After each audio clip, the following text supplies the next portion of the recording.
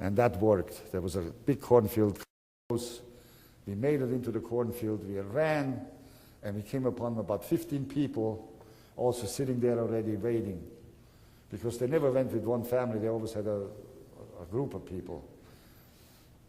So I said, oh man, it's working this time, you know. And well, my mother was on the other end working, and we actually had to walk around outside. We couldn't take a road or a fieldway because there was always a guard someplace looking for something. So she had to work her way through the fields. And night came, and the leader says when it gets dark, they're going to join us. So night came, and they showed up, but not my mother. Well, the people there, they started, first of all, they didn't like that my sister goes along because she was, I think, around 3 years old at the time, or just around that age.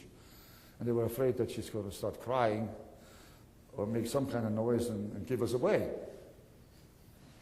But I tell you, she never made one peep that whole night, as if she would know, you know, this is really important, what we were doing. Well, they got almost nasty. They said, let's go, you can bring, my mother can come later, you know, you bring it to me. Let's just go. But I knew my grandmother would not leave without my mother, because they just didn't do that. So I said, oh boy, here goes my dream again, you know. We go back, we never get out of there. So the three leaders, they also, well, they start talking. And he says, I'll tell you what, we go for 10 minutes, we look around the area, maybe she's looking for us, maybe we bump into her. They did that, and then it sort of simmered everything down for a while. Well, two came back without my mother. But the third one took a little longer, it seems, and he had my mother in tow. My grandmother, with all her praying and deal-making with God, you know, shifted over in thanking him, which was just as bad sometimes. But the family was together, and we had to walk. From then on, you know, we walked, I think, forever. And to this day, I don't know how we could do it, because we were really, my grandmother still had water in her legs. I was as skinny as a beanstalk. I mean, I was bones with skin hanging on them. Tall for my age, but skinny.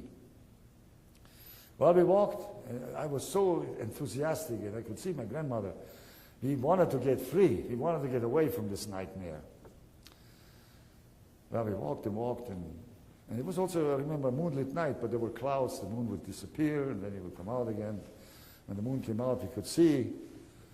So finally, we came to the end of this cornfield, and they told us to go down. He says, this is the border. The other side is Hungary.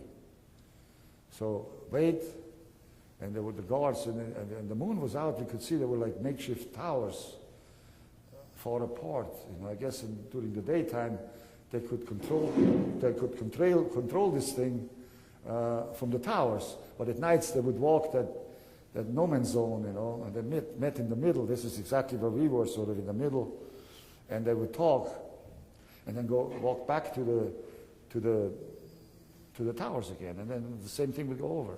But they sang, and they sang for a reason. They told us that they were afraid like we were, because there were incidents, I think, not always good for them either. And they sang also, when one guy stopped singing, there were others at the tower, you know, they knew there was trouble, and they would rush to that spot, you know, and see. So the singing also was in our favor, because we knew exactly where they were. Well, when they were near the tower, I gathered, you know, these two other leaders came back and then said, now, and they told us just to run across to the other side. Never look back. Just keep on running no matter what happens. Don't look back, don't slow down. Well, I got my order from my mother. I got to take care of it. I got to run with my grandmother, and she was carrying my sister. Well, my grandmother, we were the last ones usually in the group. And they always had one leader behind us and the two others in the front leading the gang. Well, we went across there. We made it across. But they said, no, no, no, you got to go. You got to put distance between here. Go, go, go, go. And we went and we came to a small stream with a plank across. They all went across. And when the moon came out, I could see it wasn't a big deal. Even when you fell down, you wouldn't have killed yourself, you know. But coming out maybe with my grandmother, so it would have been a different story.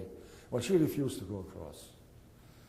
They got mad. They were all across here, and she wouldn't want to go. And I would pull. I said, come on, Grandma, come.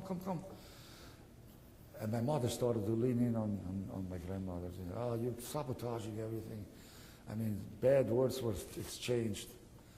But finally I got it across. And we got across. Again, they say, oh yeah, come on. Because we lost time, we got to run. And I don't know if you can call it running, but we went as fast as we could.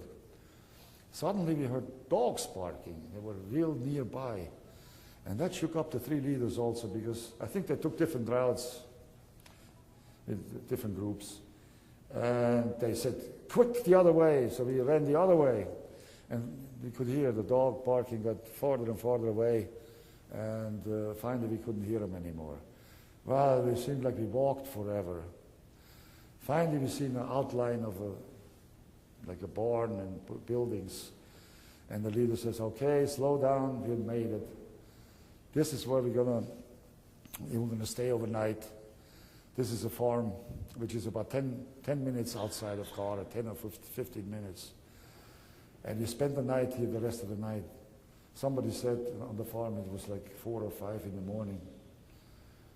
Well, we were all in the barn. My grandmother was dead tired. I was tired. That's when we felt tired, not while we were going. And the farm, they brought in this pail of milk with cups. Milk, we didn't have that over 2 years. We didn't have good milk. We start drinking, and then everybody else started drinking, and then another pail came in, and then bread came in. They kept, I think it was part of the deal with those 3 leaders. And they said, well, the next day or the day after, he says, you file into Gara, not as a group, because the Russians, the Russians were in control those days. Excuse me.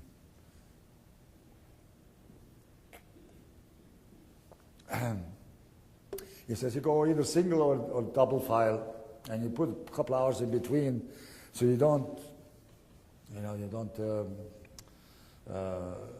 they don't take notice of you.